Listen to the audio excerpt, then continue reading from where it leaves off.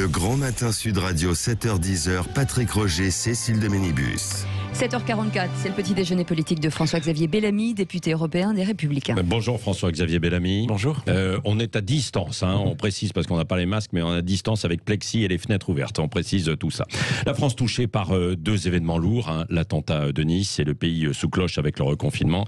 D'abord l'attentat. Est-ce que la France, comme l'a dit hier Emmanuel Macron, c'est bien la France qui est attaquée ? C'est évidemment la France qui est attaquée. Et c'est la France dans ce qu'elle a oublié d'être, dans ce que nous n'avons pas su assumer pendant trop longtemps. C'est en quelques jours la France de l'instituteur et celle du curé. Et aujourd'hui, c'est avec cet attentat à l'intérieur d'une église, un signe très fort que les islamistes s'attaquent à ce qu'ils savent être la France. Le même Emmanuel Macron avait dit il y a quelques années, à l'occasion de son discours au Bernardin, que les racines chrétiennes de l'Europe ou de la France ne l'intéressaient pas. Moi, je crois qu'il est temps de redécouvrir que la France n'est pas une abstraction, que la France, c'est une identité, c'est une histoire, c'est un héritage, et c'est un héritage à continuer. Et si nous voulons le continuer et le transmettre, il va falloir le défendre maintenant contre ceux qui veulent le détruire, parce que c'est exactement de cela qu'il s'agit. Oui, parce que c'est ça, c'est l'autre symbole de l'école, la laïcité. Là, c'est donc la religion chrétienne frappée. Week-end de Toussaint, est-ce que vous attendez une mobilisation aussi des catholiques dans les églises quand même ce week-end, malgré ça ? Et malgré le confinement? Pas seulement des catholiques, je pense que tous les Français doivent se sentir concernés. Tous les Français doivent se sentir concernés. Que l'on soit chrétien ou non, on ne peut qu'être touché par ce qui vient de se produire et on ne peut que redécouvrir que ce qui est attaqué, encore une fois, c'est la France. Quelles que soient nos convictions, quelle que soit notre croyance, nous avons aujourd'hui le devoir de défendre ce qui fait notre lien commun, ce qui fait la force d'une civilisation. J'ai beaucoup parlé de cette question de civilisation au cours des dernières années, parce que je crois que la crise que nous vivons aujourd'hui, elle est née d'abord de ce déni de réalité qui est un déni de soi. C'est parce que nous n'avons pas su aussi donner la France à aimer, parce que nous n'avons pas su nous aimer nous-mêmes, parce que nous n'avons pas su assumer ce que nous sommes, que nous avons laissé la place à cette idéologie mortifère qui a conquis de toute évidence le cœur de beaucoup de jeunes Français et qui se retourne aujourd'hui contre la France, qui fait aussi que nous sommes détestés par ces gens parce que nous n'avons pas su dire ce que nous avions à donner, à aimer. Nous sommes détestés par ces gens parce que nous-mêmes, nous avons commencé par dire que nous étions détestables. Et c'est, pardonnez-moi d'y revenir, mais c'est encore une fois le président de la République qui avait dit qu'il n'y a pas de culture française. C'est le président de la République qui avait accusé la France de crimes contre l'humanité. C'est au-delà de sa personne, depuis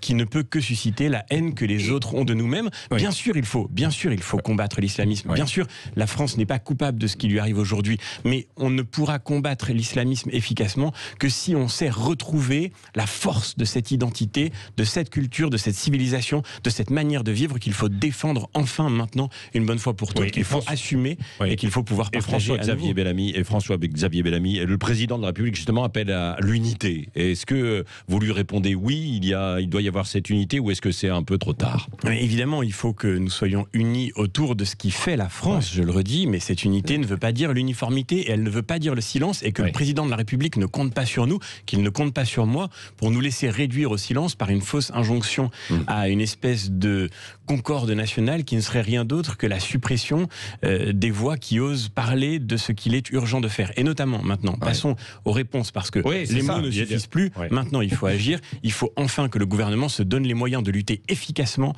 contre tout ce qui menace aujourd'hui la sécurité des Français. Quoi? Ça passe par quoi d'abord? Et je crois que la première de toutes les réponses, c'est évidemment de réinvestir dans la police, dans la justice, pour garantir que partout sur le territoire national, les lois soient appliquées. Ça ne sert à rien de faire de nouvelles lois sur ce qu'on appelle pudiquement le séparatisme. Il faut commencer par faire appliquer les lois qui existent. Et puis le deuxième aspect qui est crucial, c'est qu'on ne parviendra jamais à relever le défi énorme de l'intégration qui est devant nous, à relever le défi de reconstruire une communauté nationale. On ne relèvera jamais ce défi si on ne met pas fin maintenant au flux migratoire délirant qui entre toujours dans notre pays et qui nous empêche évidemment de traiter ce défi de l'intégration. Le communautarisme, ça passe par quoi? Parce que c'est l'Europe, quoi. Ce jeune Tunisien, il est passé par Lampedusa il y a quelques jours et il est arrivé en fait à Nice, quoi. C'est l'impuissance de l'Europe. Vous avez raison, il y a une impuissance européenne qu'il faut évidemment traiter. Ce qui signifie, je l'ai dit pendant toute la campagne, et nous continuerons d'y travailler tout au long de ce mandat, mais c'est une urgence absolue que personne ne doit pouvoir s'établir en Europe, entrer en Europe s'il n'y a pas été autorisé légalement. Comment se fait-il que ce Tunisien arrivé illégalement à Lampedusa n'ait pas été retenu à la frontière de l'Europe pour être immédiatement reconduit en Tunisie? La Tunisie, qu'on le sache, n'est pas un pays en guerre. Ça n'est pas un pays dans lequel les droits de l'homme sont bafoués. Il n'y a aucune raison que quelqu'un qui arrive de la Tunisie soit éligible à une forme de solidarité qui lui vaudrait d'être accueilli quand il a forcé la porte. Il faut maintenant que ceux qui rentrent illégalement en Europe soient immédiatement reconduits. J'étais tout récemment en Grèce dans le camp de migrants de Moria. On voit bien que notre impuissance, elle est aujourd'hui à la source des drames que nous connaissons, tels que celui que nous avons connu. Mais il y a aussi, pardonnez-moi de le dire, il y a aussi une responsabilité immense de notre gouvernement, de nos gouvernements depuis des années, depuis des décennies maintenant, qui ont fermé les yeux sur les conséquences dramatiques de cette immigration massive, sur le communautarisme qu'elle ne pouvait pas ne pas produire, et sur évidemment la violence à laquelle elle débouche aujourd'hui. Et le gouvernement actuel a porté cette immigration légale en France. Et ça, c'est sa décision, et c'est pas l'Europe. Le gouvernement actuel a porté l'immigration légale à des niveaux qu'on n'avait jamais connus depuis des décennies. Pourtant, il y avait une volonté de reconduite à la frontière, quoi, bien sûr, mais qui se heurte aussi parfois à des réglementations. Est-ce qu'il faut revoir justement nos lois ? D'abord, je ne parle pas de reconduite à la frontière, puisque c'est l'immigration légale. 300 000 titres de séjour légaux délivrés dans notre pays en 2019. Je ne cesse de le répéter parce qu'il faut que les Français comprennent. 300 000 titres de séjour, c'est presque l'équivalent de la ville de Nantes qui s'installe en France.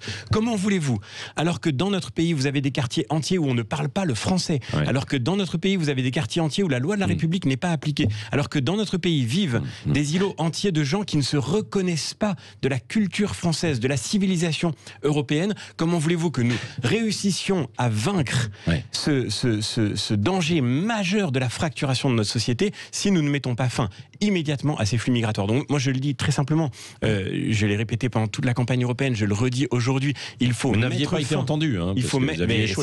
C'est la raison pour laquelle je ne me tairai pas. Je veux bien qu'on s'unisse autour de la France et pour défendre la France, mais je ne me tairai pas parce que je crois qu'il est urgent maintenant qu'enfin on puisse traiter ce problème.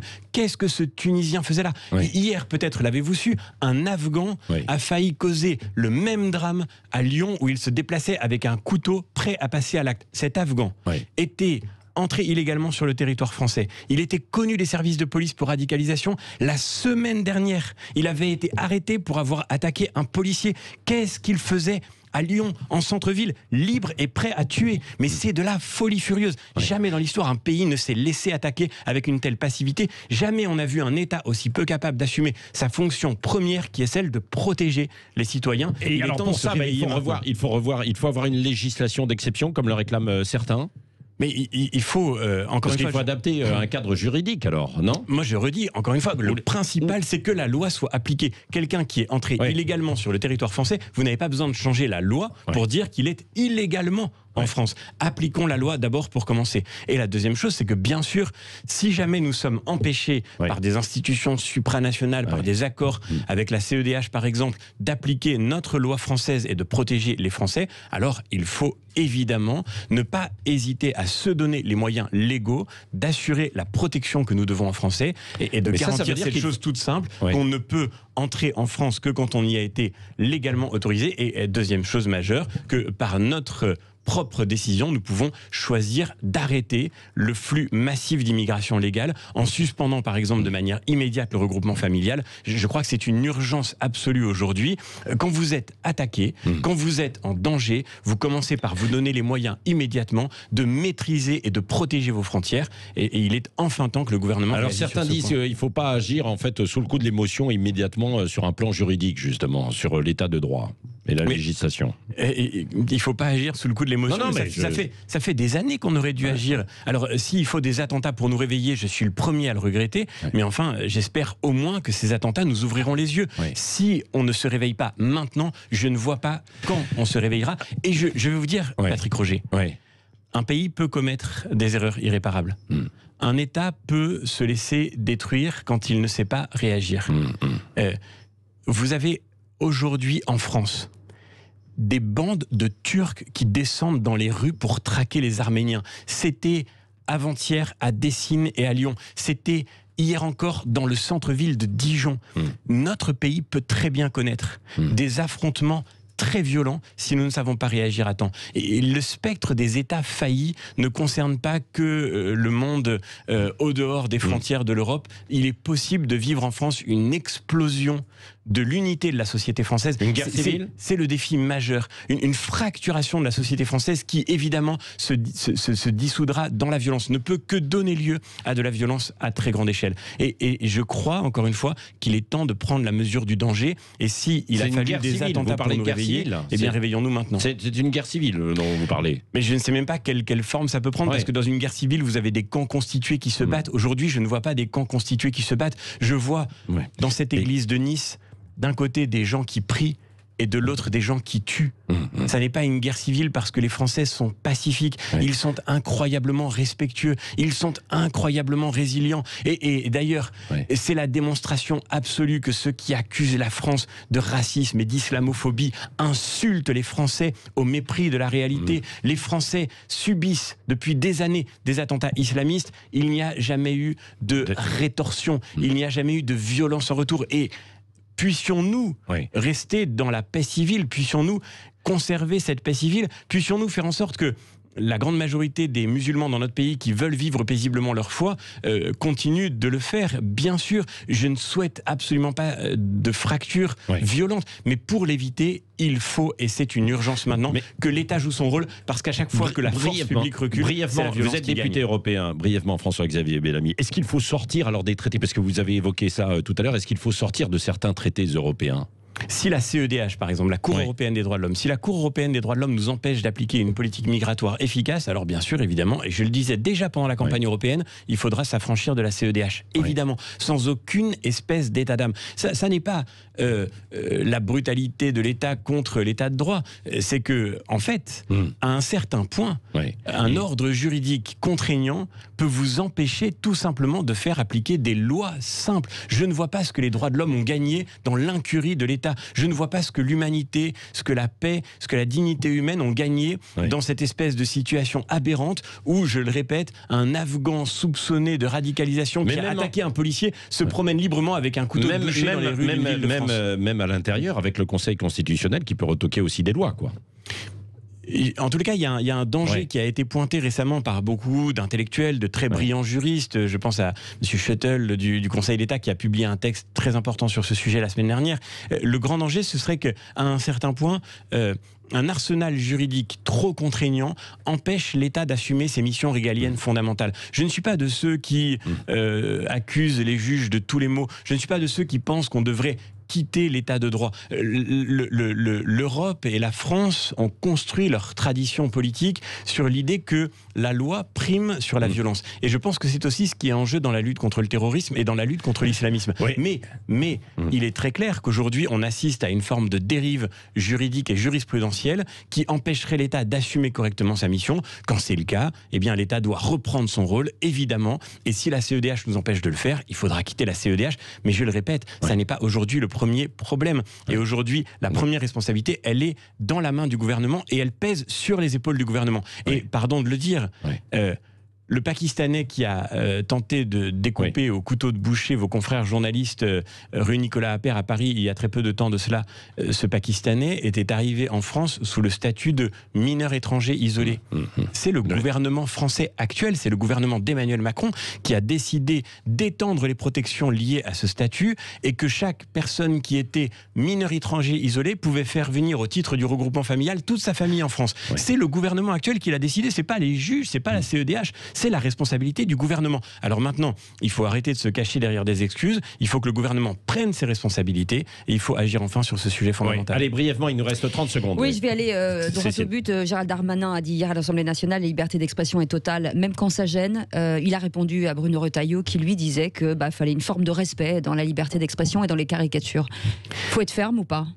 Et bien sûr, la liberté d'expression doit être totale et il n'y a aucune raison... Donc vous êtes du côté Gérald Darmanin? Non, mais je crois qu'on a mal compris ce qu'avait voulu dire Bruno Retailleau et je ne crois pas qu'il y ait chez Bruno Retailleau la moindre compromission avec l'islamisme. Il est absolument clair aujourd'hui que ce que nous devons répéter, quoi qu'il arrive, c'est qu'on ne découpe pas un professeur en deux parce qu'il a montré en cours des caricatures. Et donc on les montre le 2 novembre? Et l'islamophobie, je le dis, je le répète, l'islamophobie est un concept dangereux qui voudrait réinstaurer le délit de blasphème au profit d'un droit à ne pas être offensé. Il n'y a pas de droit à ne pas être offensé. Bon, la liberté d'expression, elle a ses excès peuvent être blessants. Je le redis ici, on en avait déjà parlé à votre antenne. Quand on est blessé par les excès de la liberté d'expression, on peut les contester, on peut y répondre, on peut porter l'affaire en justice si on se sent offensé, mais on ne s'attaque jamais par la violence à celui dont on les montre lundi. On les montre lundi en classe. On les montre lundi en classe. Je pense que la liberté d'expression, elle doit être totale. Je pense qu'elle s'exprime d'ailleurs dans bien autre chose que des caricatures. Mais encore une fois, ne faisons pas l'amalgame entre celui qui dessine et celui qui tue. Il y a quelque chose de dramatique dans cette dérive actuelle. L'islamophobie ne tue aujourd'hui que ceux qui en sont accusés. C'est ce qui est arrivé à Samuel Paty. Et moi, je m'inquiète beaucoup de voir revenir sur la table l'idée d'une deuxième loi Avia. La loi Avia qui avait été censurée par chance. Et le Conseil constitutionnel, il sert aussi à ça. Elle avait été censurée par le Conseil constitutionnel parce qu'elle attentait à la liberté d'expression. Elle attentait à la liberté d'expression au nom de quoi? Au nom de la lutte contre l'islamophobie, entre autres. Celui qui aurait pu être condamné par la loi Avia, c'est Samuel Paty s'il avait mis son cours sur les réseaux sociaux. Et moi je dis qu'aujourd'hui, il faut défendre la liberté d'expression, même quand elle choque, même dans ses excès, il faut la défendre contre tous ceux qui voudraient nous réduire au silence par la violence. Il n'y a aucune concession à faire à l'islamisme. Nous avons une manière de vivre à défendre, un modèle de société, une civilisation. La liberté de conscience en est le cœur et c'est ce qui est en jeu aujourd'hui. Merci François-Xavier Bellamy, député européen des Républicains. Nous sommes un peu en retard. Il est déjà 8h dans un instant de journal d'Arthur Delaborde.